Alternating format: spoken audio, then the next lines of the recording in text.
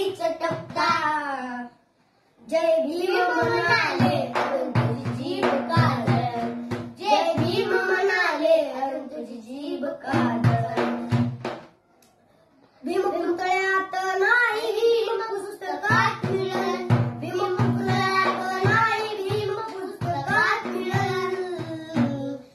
तुमचा बुडा सकट जळल तवा तुम्हाला भीम कळल. जय भीम.